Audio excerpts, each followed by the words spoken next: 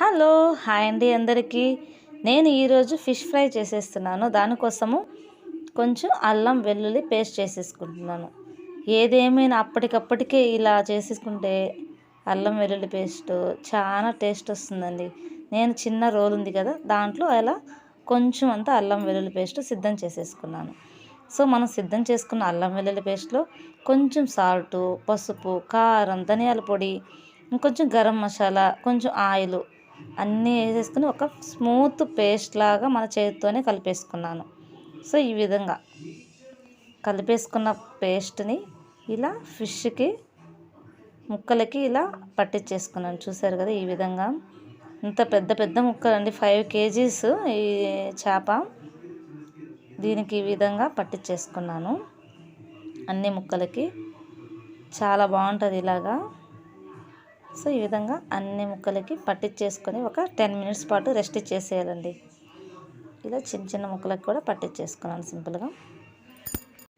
ఒక 1/2 hour అంతా పక్కన పెట్టేస్తే ఈ మసాలా అంతా ఈ ముక్కలకి లోపల వరకు బాగా పడుతుంది.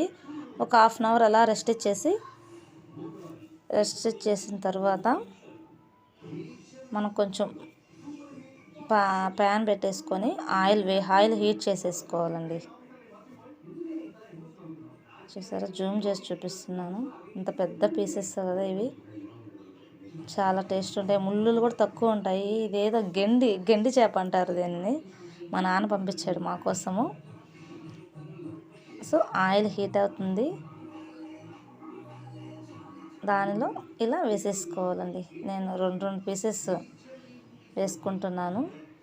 వేసేసి కొంచెం మీడియంలో పెట్టేసి పైన మూత పెట్టేసామంటే బాగా అడుగున కుక్ అయిపోయి ఉంటాయి. కొంచెం మాడినట్టు వస్తేనే ఫిష్ ఫ్రై టేస్ట్ వస్తుంది. కొంచెం మాడకుండా ఉంటే పచ్చిగా ఉంటుంది, కొంచెం స్మెల్ కూడా వస్తుంది కాబట్టి. సో ఈ విధంగా ఎక్కువ ఫ్రై చేసుకోవాలండి.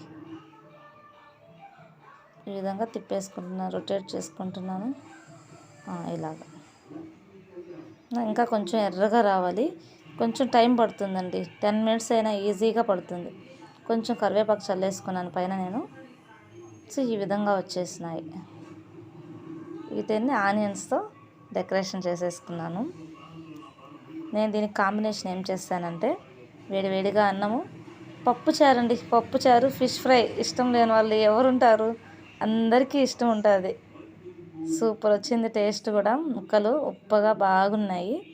So thank you for watching.